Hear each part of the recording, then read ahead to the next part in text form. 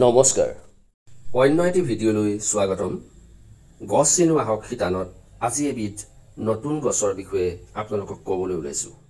পশুপালন যদি কৰিছে এইবিধ গছ ৰোপণ কৰক নতুবা পশুপালন কৰিবলৈ যদি আপুনি আগতীয়াকৈ পৰিকল্পনা কৰিছে এইবিধ গছ আপুনি ৰোপণ কৰিহে আপুনি পশুপালন কৰাৰ বাবে আগবাঢ়ক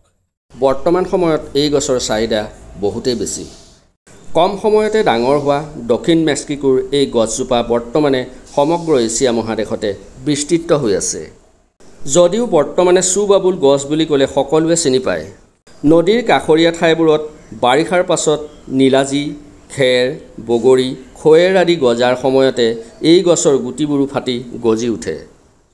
ফলত তৃণভোজী প্ৰাণীৰ খাদ্য শৃংখল নদ নতুবা নৈৰ কাষত অটুট থাকে চুবাবুল গছৰ গা গছৰ পৰা পাতলৈকে সম্পূৰ্ণ সেউজীয়া ছেপ্টেম্বৰ অক্টোবৰ মাহত মাখন ৰঙৰ বৰ সুন্দৰ ফুলেৰে গছজোপা জাতিষ্কাৰ হৈ পৰে এটা সময়ত ফুলৰ অংশৰ পৰা মগু মাহৰ দৰে চিৰাসদৃশ গুটি লাগে গছজোপা বৰ্ণনা কৰি থকাৰ অৰ্থ হ'ল গছজোপা পশুপালন কৰি থকা সকলো খেতিয়কৰ বাবে প্ৰয়োজনীয় পশুপালকসকলে অধিক হাৰত এই গছ ৰোপণ কৰি ল'লে পশুপালন ক্ষেত্ৰখনত স্বাৱলম্বী হ'ব পাৰিব মুঠতে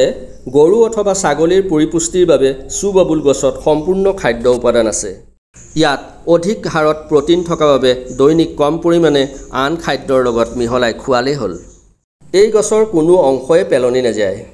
অৱশিষ্ট অংশখিনি গাঁত খান্দি গোটাই থ'লে উৎকৃষ্ট সাৰলৈ ৰূপান্তৰিত হয় এই গছৰ বাবে মাৰ্চ এপ্ৰিলত গুটি দিব লাগে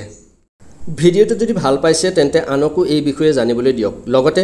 চেনেলটো যদি নতুনকৈ চাই আছে চেনেলটো ছাবস্ক্ৰাইব কৰি দিব ধন্যবাদ